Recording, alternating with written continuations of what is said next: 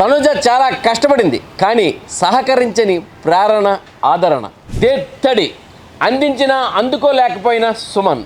భరణి తనుజలకి జరిగిన అన్యాయం, దొంగలుగా మారిన రీతు తనుజ.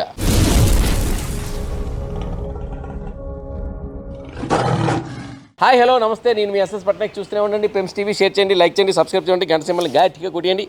ఇక బిగ్ బాస్ అప్డేట్స్ విషయానికి వచ్చినట్లయితే, ఇక బిగ్ బాస్ అప్డేట్స్కి వెళ్ళే ముందు ఒకటి ఏంటంటే, నిన్న రాత్రి ఆట మనం చూసాం. బుధవారం రాత్రి చూసేటప్పుడు తనూజ ఎవరితో అంటే మన ప్రేరణతో ఆడింది. కాకపోతే ఏంటంటే తనూజకి చాలా కష్టపడిందండి అమ్మాయి. ఆ బాల్స్ విసిరేటప్పుడు కానీ ఆమె తాడు మీద పరిగెట్టడం, నడవడం, దిగడం, బాల్స్ పట్టుకోవడం, ఇసరడం ఎంత చక్కగా ఆడిందంటే రూమ్ లో ఇంకో మిగతా వాళ్ళు అంత తొందరగా ఆడలేరేమో అన్నంత చక్కగా ఆడింది. వాస్తవం మనం మాట్లాడుకోవాలి. అయితే అంతకన్నా మించి ఏంటంటే కనీసం అంటే సహకరించని ప్రేరణ అని చెప్పుకోవచ్చు. ఇప్పుడు ప్రేరణ బయట నుండి వచ్చారు, ఆమె గెలిచినా బయటికి వెళ్ళిపోతుంది, ఓడినా బయటికి వెళ్ళిపోతుంది. ఆమెతో గెలిస్తే కెప్టెన్ కంటెండెన్సీకి మన తనూజ వస్తుంది. సో ఆ విధంగా ప్రేరణ కాస్త తన ఆదరణ తనూజ వైపు చూపించుంటే డెఫినెట్ గా తనూజ గెలిచను. కానీ తనూజని ఏ విధంగా ఎట్లాగైనా ఓడించాలి అనేది ప్రేరణలో కనిపించింది. ఆ విధంగా కసిగా ఆడి ప్రేరణ తనూజని ఓడించింది. ఒక విధంగా చెప్పాలంటే ప్రేరణ తనూజను ఓడించింది అనే కన్నా అక్కడ ఎక్కడో చిన్న లక్క సహకరించక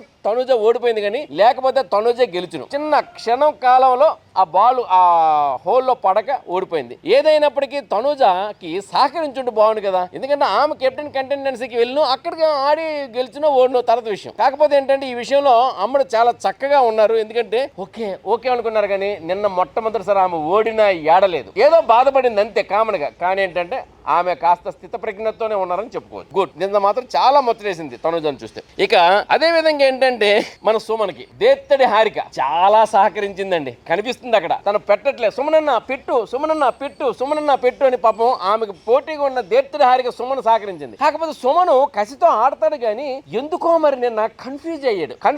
ఇంకోటి అంటే బాల్ పెట్టేటప్పుడు ఎందుకంటే అతనికి ఎందుకు ఒక రకమైన టెన్షన్ వచ్చింది. ఆ టెన్షన్ తో ఏంటంటే మొత్తం అంతస్తు ఒక దాని మీద ఒకటి పెట్టాలి కదా, పడిపోయింది. కాబట్టి ఆ టవర్ పడిపోయింది. ఈ షివరింగ్ లో టవరింగ్ అనేది పడిపోయింది. దాంతో ఏంటంటే మరి సుమన్ అన్నకి సహకరించిన ఆ సహకారాన్ని అందుకోలేకపోయాడని క్లియర్ గా కనిపిస్తుంది. ఇక్కడ సుమన్ అన్నది ఫాల్ట్ అంటే సుమన్ అన్నది ఫాల్ట్ కాదు. తను ఏంటంటే కాస్త కన్ఫ్యూజ్ అయ్యాడు. టెన్షన్ అనేది బయట నుండి వచ్చిన వాళ్ళకి టెన్షన్ ఎందుకు ఉంటుంది, లోపల ఉండే వాళ్ళకి టెన్షన్ ఉంటుంది కదా. భరణి అంతటి వాళ్ళే ఓడిపోయారు అనే ఒక రకమైన లోపల భావం ఒకటి ఉంటుంది. ఏదైనప్పటికీ సుమన్ గెలవాలని బయట నుండి వచ్చిన వాళ్ళకి కూడా ఉందండి. కాకపోతే అక్కడ లక్ ఫేవర్ చేయలేదు. ఏదైనప్పటికీ హాఫ్ అయిన సగమైన సుమన్ కెప్టెన్ అయ్యాడు కాబట్టి హ్యాపీయే. కానీ భరణి గారి విషయం చూస్తేనే బాధగా అనిపిస్తుంది.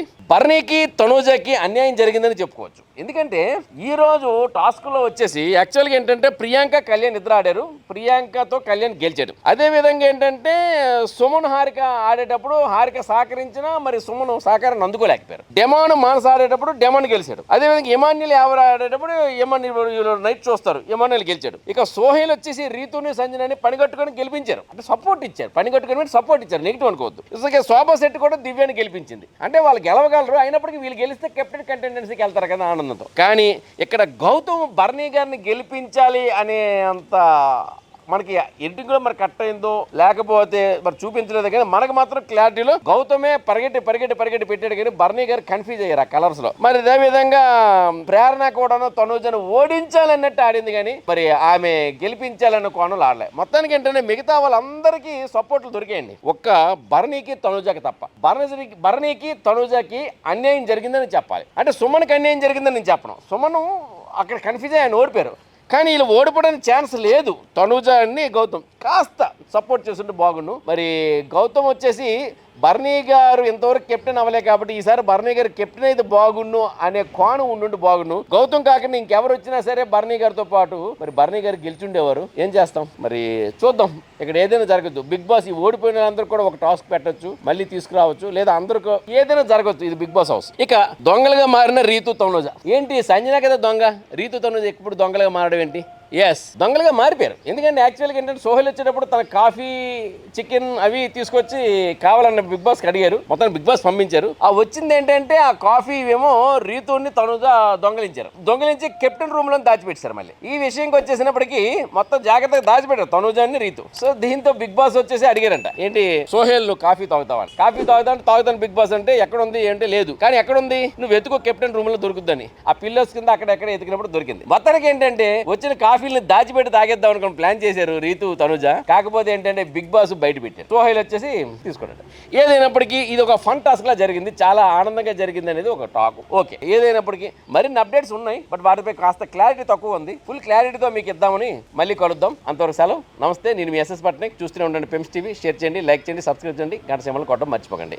మా తాలూకా పెమ్స్ టీవీని మన ఇన్స్టాలో ఫాలో అవ్వండి, అదేవిధంగా ఫేస్బుక్లో కూడా ఫాలో అవ్వండి పెమ్స్ టీవీని. బాయ్, నమస్తే.